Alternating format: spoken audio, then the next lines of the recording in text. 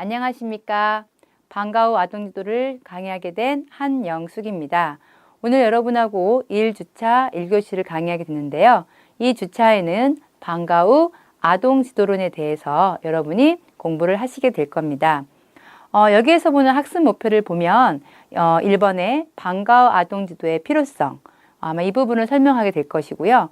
여러분 또한 이거에 대해서 스스로 답변을 할 수 있어야 할 것 같습니다.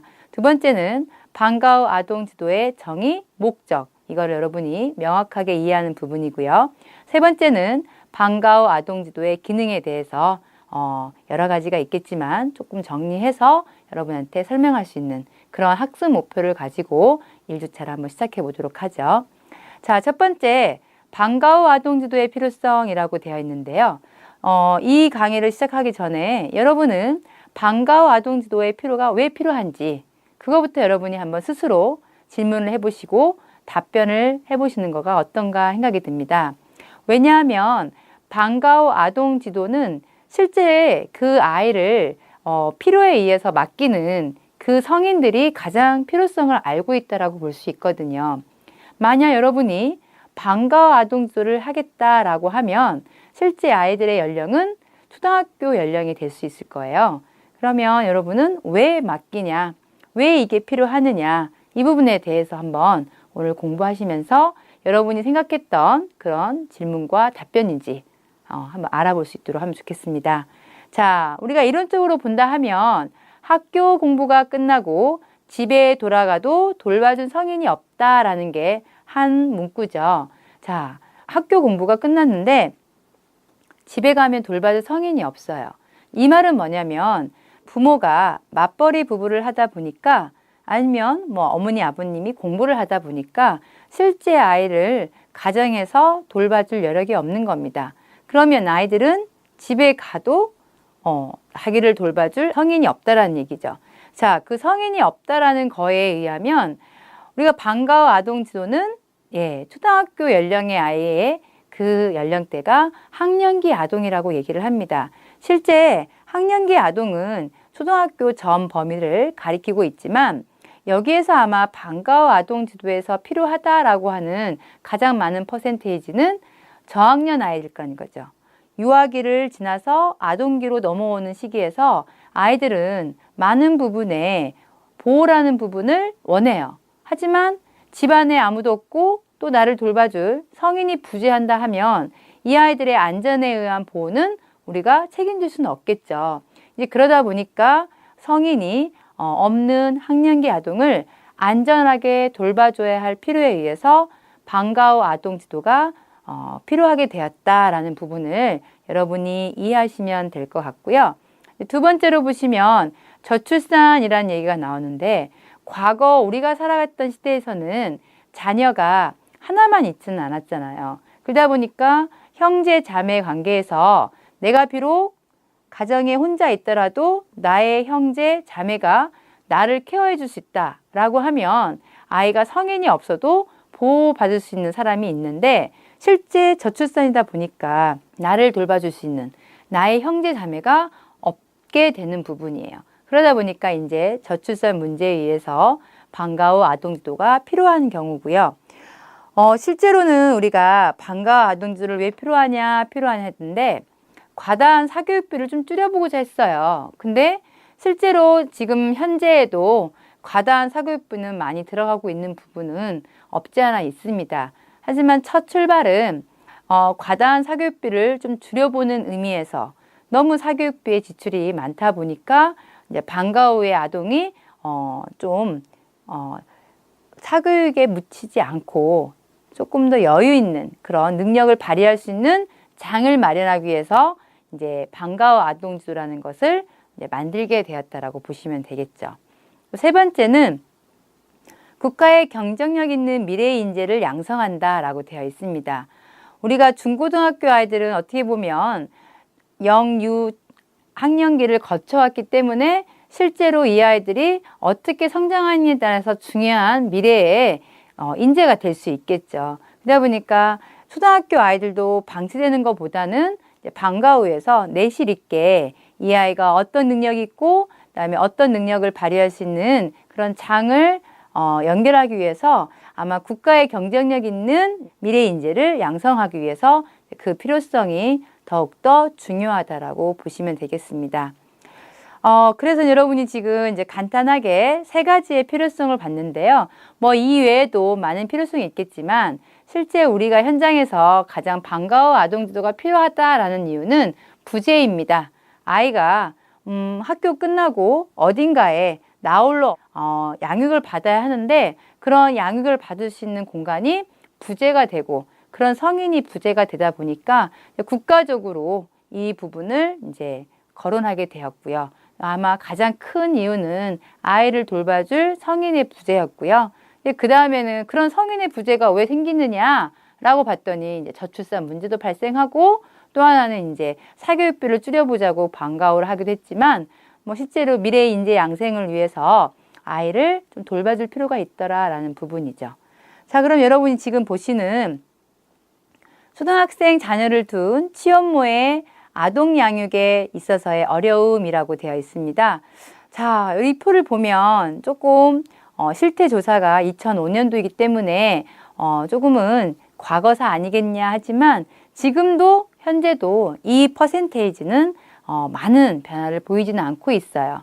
첫 번째는 어머니가 이제 취업모이기 때문에 뭐가 중요하냐, 뭐가 어렵냐라고 보면 좀 과중한 양육이다라고 하는 부분이 많아요. 그러니까 양육도 해야 하고 또 가사 부담도 하다 보니까 이 아이를 돌보는 거가 원활하지 못하더라. 그다음에 이제 또 하나는 비용의 문제도 있었고요. 그다음에 이제 아이를 믿고 맡길 곳이 초등학교가 되니까 없더라. 유치원이나 어린이 때는 그나마 종일반도 있으니까 늦게까지 내가 올 때까지는 아이를 맡겨줄 곳이 있었는데 실제 초등학교를 가보니까 의무교육화된 곳을 가보니까 아이는 1시던, 12시던, 2시던 너무 내가 직장에서 올 때까지 부재하는 시간이 거의 반나절이 되더라.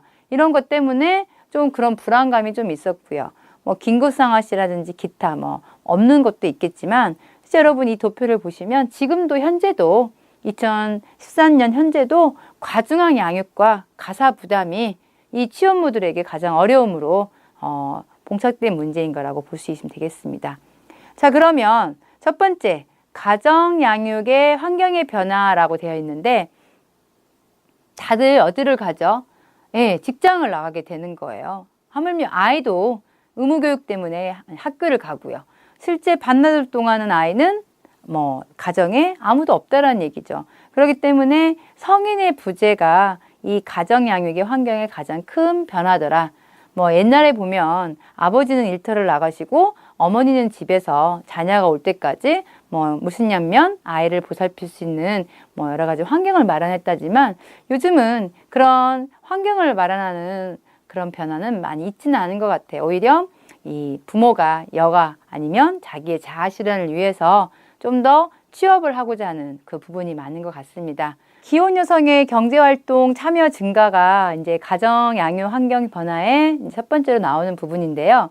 이 기혼 여성이라는 부분은 여성 경제 활동 인구라는 얘기로 한번 이야기를 한번 풀어내보죠.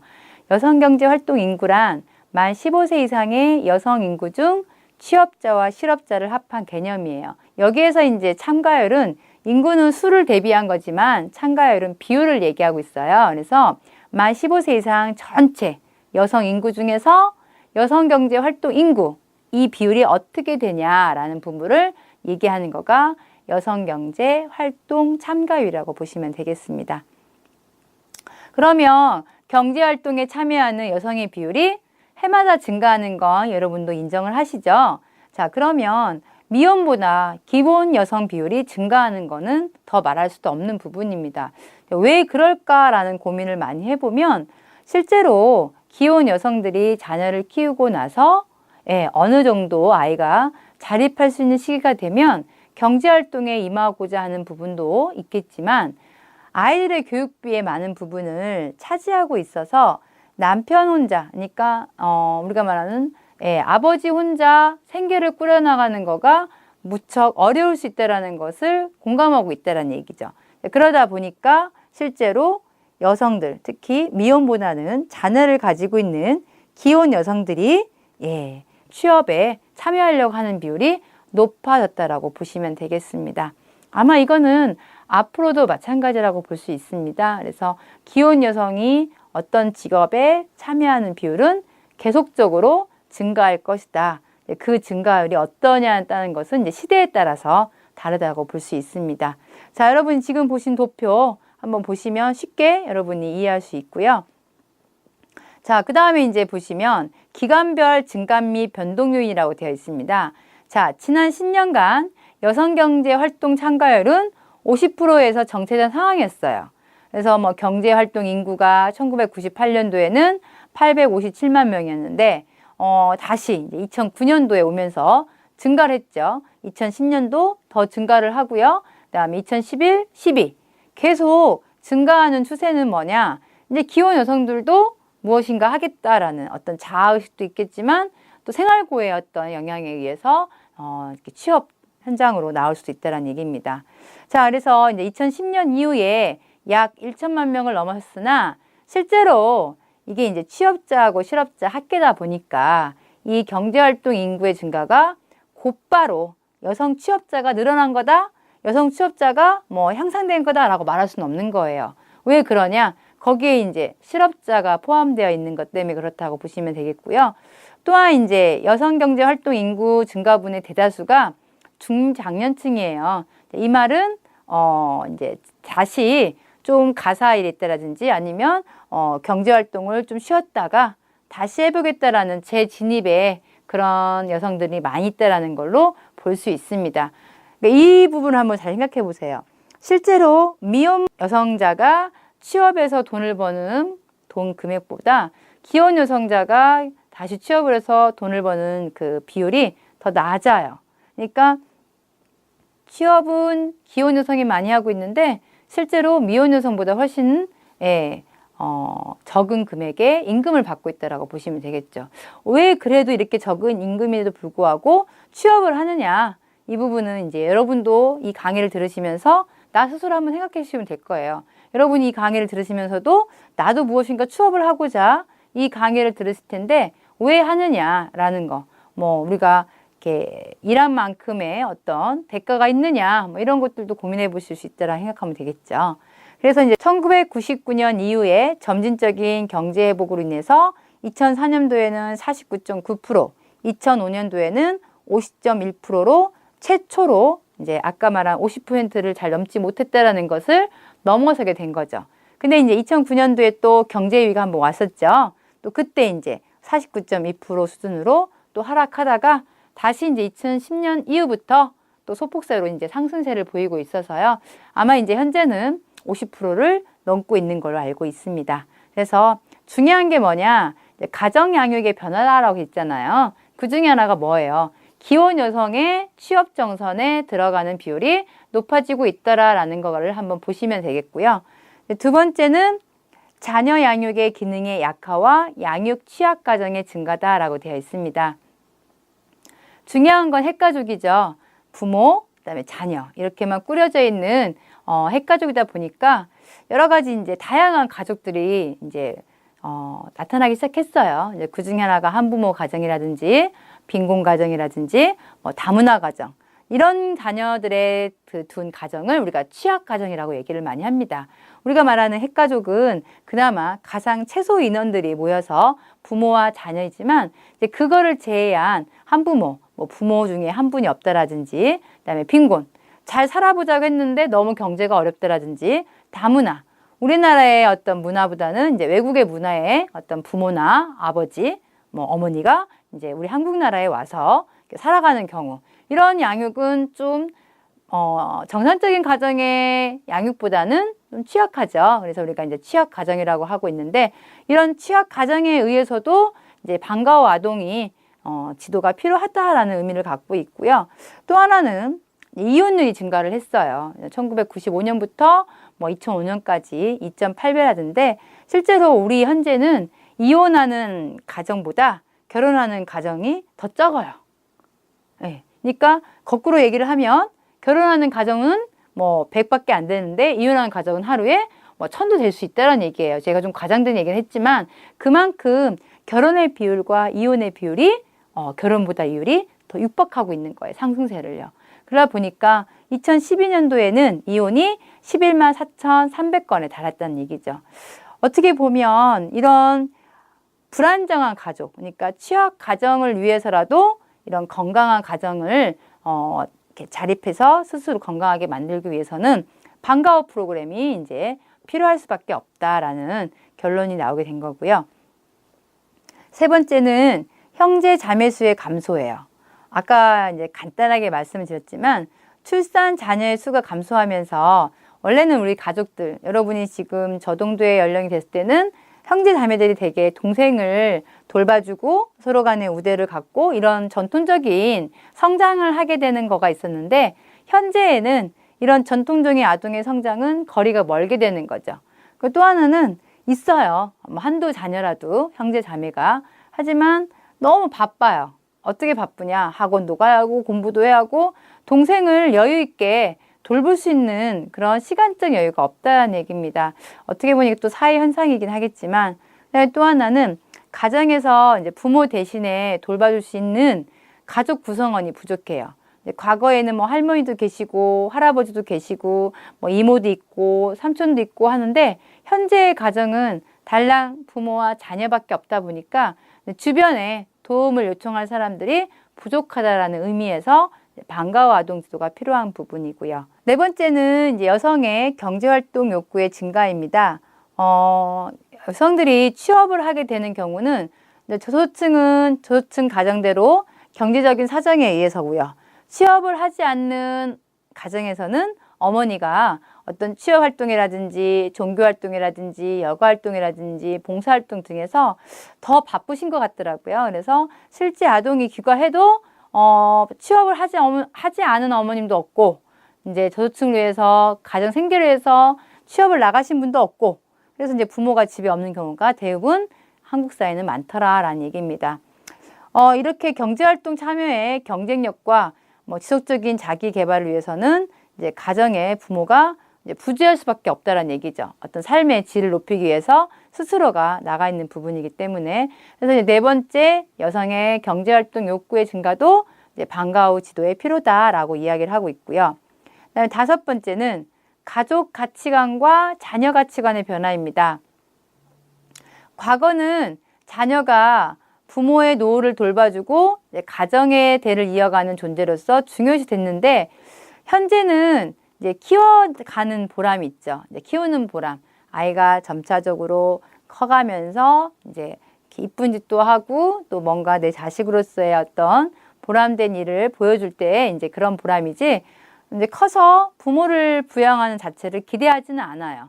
그러다 보니까 부모님들도 노후를 대피하는 그런 여러 가지의 활동들을 하고 있기도 하고요.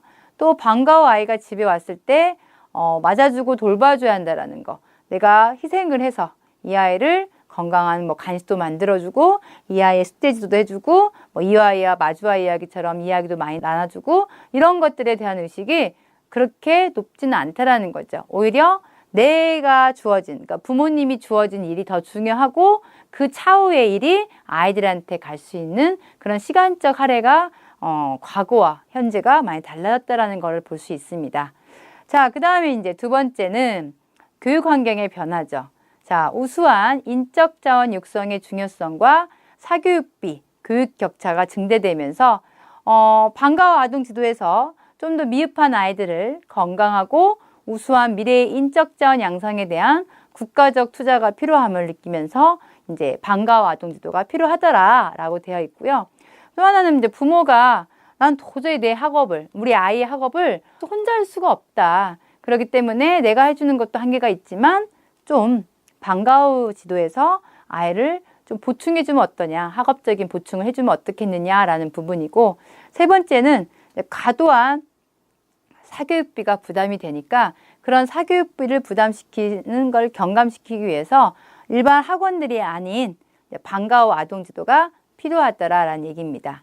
네 번째는 교육 격차가 너무 양극화가 되다 보니까 방과후 지도를 동일하게 하다 보면 그 교육 격차 양극화가 뚫어지지 않겠나라는 부분을 이제 얘기를 하고 있고요. 자, 큰 세 번째는 사회 환경의 변화입니다. 옛날에는 우리가 어렸을 때 뭐 초등학교를 다녔을 때는 그렇게 아이들에게 주변적인 환경에 있어서 유해한 환경이 있지를 않았었어요. 근데 요즘은 학교 밖만 나가도 우리에게 눈에 거슬릴 수 있는 유해 환경들이 많이 노출되어 있다는 얘기입니다. 그러다 보니까 그런 노출된 유해 환경을 조금이나마 아이들에게 차단시키기 위해서는 좀 안전하게 그런 유해 환경을 막을 수 있는 방과후 아동 지도가 필요하지 않느냐라는 이야기를 하고 있어요. 그러면서 그런 유해 환경을 없애는 거는 그 아동의 인권을 증가시키는 거다.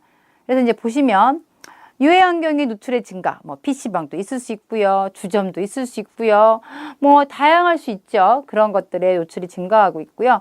그 다음에 이제 아동도 보호받아야 한다, 교육받아야 한다, 이런 권리가 조금씩 의식화되고 있고, 시민 공동체 인식이 좀 강해졌어요. 아이들을 안전하게 보호해야 하는 것들에 대한 의식들이 높아졌고, 그 다음에 방과후 아동 지도가 그냥 무슨 학원처럼 인식된 게 아니라 공공성으로서, 그래, 방과후 아동 지도는 필요한 거야. 그래, 아이들이 꼭 그런 곳을 프로그램을 받아야지 건강하게 자랄 수 있어 라는 그런 인식이 증가한 부분입니다.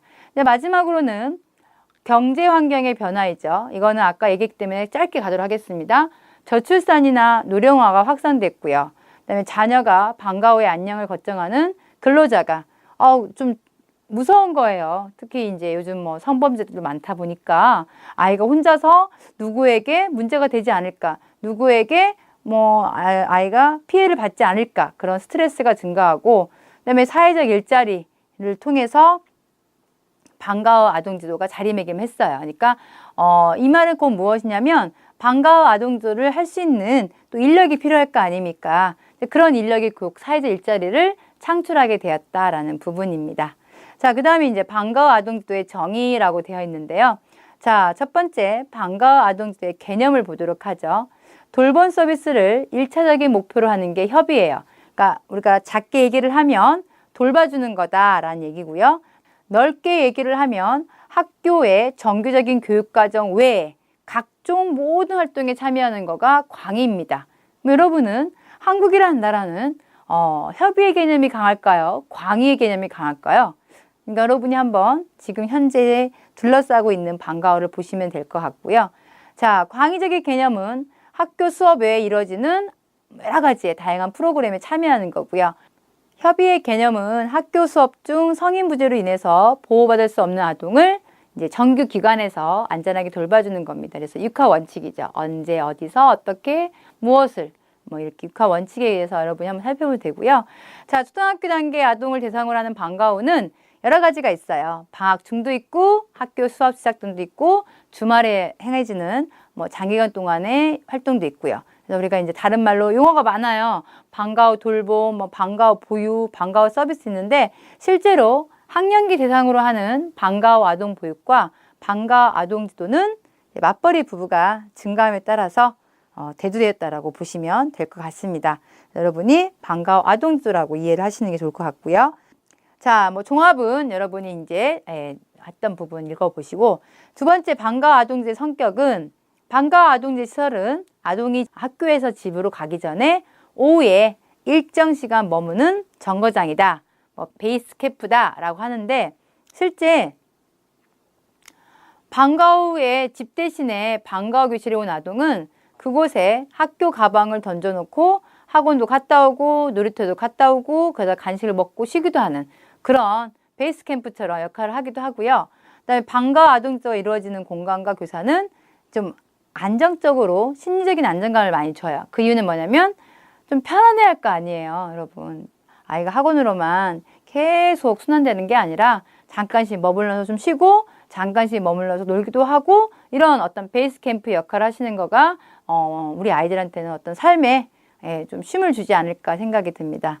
자, 세 번째 방과후 아동지의 목적은 여러 가지가 있어요. 여성개발원, 그다음에 이호, 그다음에 뭐 서영수 교수님이 했던, 그다음에 토드와 콜맨이 했던 것도 있는데, 먼저 한국여성개발원의 94년 걸 보면은요, 중요한 건 그거예요. 뭐냐? 보호하자, 안전하게. 그리고 학교 교육을 보완해서 학업 성취를 향상시키자라는 부분. 그래서 아이들에게 부모에게 안정되고 건전한 생활을 지원하는 거고요. 자, 이후에 2005년도에는 똑같습니다. 똑같은데 여기서 조금 더 보자면 두 번째, 유해 환경에 노출되지 않도록 지도하는 거 하나. 그 다음에 네 번째 보시면 적당한 휴식과 레크레이션 좀 마련해주자. 그래서 사회 정서적으로, 신체적으로 건강하게 해주고요. 다섯 번째는 좀 공동육아라는 점에 초점을 맞추었어요. 그래서 최대한 지역적인 어떤 공동체 활용을 실현해보자라는 부분입니다. 1996년도 서영숙 교수님이 얘기했던 것 중에는요, 두 번째, 자율적인 시간관리 능력을 기르는 거가 좀 다른, 학자에 비한 또 다른 모습이고요. 그 다음에 이제 또래와 어린 아동을 존중하는 태도와 능력을 길러라 6번 있고요. 그 다음에 7번도 있습니다. 다른 거는 좀 장애아동이라는 얘기는 안 나왔거든요. 근데 실제로 서영숙 교수님이 얘기하고 있는 것 중에는 장애아동도 우리랑 같이 방과후에서 더불어 살 수 있다라는 얘기입니다. 그 다음에 이제 토드와 콜맨은 1990년도에 아동 발달 수준과 흥미에 적합한 활동을 선정하고 또 거기에 따라서 스스로 하고자 하는 욕구들을 존중해주고 적합한 영양과 건강도 고려해주고 아동의 정신적인 성장, 특히 이제 사회정서 발달에 의해서 정신적 성장과 사회적 능력을 존중해줘야 한다라는 부분을 이야기하고 있습니다. 자, 이제 마지막으로 방과후 아동지도의 기능을 한번 보죠. 지금 보시는 방과후 아동지도의 기능을 한번 읽어보도록 하죠. 복지 측면, 보호기능, 교육적, 가정지원 및 보상기능, 지역사회 효율적 조직기능. 이 부분을 오늘 제가 얘기를 하려고 합니다. 첫 번째는 복지 측면이제요. 자, 복지 측면에는 아동범죄가 급격히 증가를 하고 있어요. 그리고 저연령화되는 현상이에요. 그러니까 아이를 그대로 나누면 안 된다라는 얘기죠. 그리고 또 하나는 아이들이 놀고 싶은 장소나 문화적인 공간이 너무 부족하다는 겁니다. 그러면 애들이 뭐 하겠어요? TV 시청을 하든지 컴퓨터 게임에 중독이 되든지 그런 부정적 요소가 생기면서 이런 아이들에게 올바른 인격 형성이라든지 심신 발달을 위한 어떤 발달을 위한 계기를 통해서 특히 이제 저소득층 영세가정의 아동을 위한 사회보상적 측면을 하려고 하는 부분이죠. 두 번째 보호 기능은 위험한 환경으로부터 아동을 보호하는 기능이 가장 중요한 부분이고요. 자기보호를 위해서 중요한 부분입니다. 세 번째는 전위적 발달을 하기 위해서 교육을 시켜야 한다. 그래서 교육의 장이 돼야 하고 또 하나는 학교와 가정이 긍정적으로 윈윈할 수 있는 프로그램의 교육이 필요하더라라는 부분입니다. 자, 그 다음에 보시면 가정지원 및 보상기능. 가정도 건강하고 아이도 건강하고 그렇기 위해서는 아동과 가정이 가지고 있는 문제를 상담과 서비스를 해줌으로써 훨씬 더 원활하게 기능할 수 있도록 도와주는 거고요. 방과후 아동보호 조치는 결국은 지역사회와 연관될 수밖에 없지요. 이런 아동보호를 하면 할수록 지역 주민의 소득은 증가할 수 있고요. 또 삶의 질도 향상될 수 있다는 얘기입니다. 결국 취업모가 어려움을 좀 덜고 경제활동을 안심하게 하는 직업에 전념할 수 있게끔 하는 거가 중요하고 이런 통해서 자기개발과 자원봉사까지도 할 수 있는 효과를 거두게 되는 거죠. 여러분 이번 강의에서는 여러 가지 필요성, 그다음에 여러 가지의 방과후의 어떤 목적, 그다음에 또 하나는 정의, 그다음에는 마지막으로 그 기능을 배우게 되었습니다. 자, 이번 차수 조금 급하고 좀 빠르게 넘어왔지만 여러분이 한번 읽어보시면 훨씬 더 이해할 수 있는 강의라고 볼 수 있겠습니다. 자, 강의를 마치도록 하겠습니다.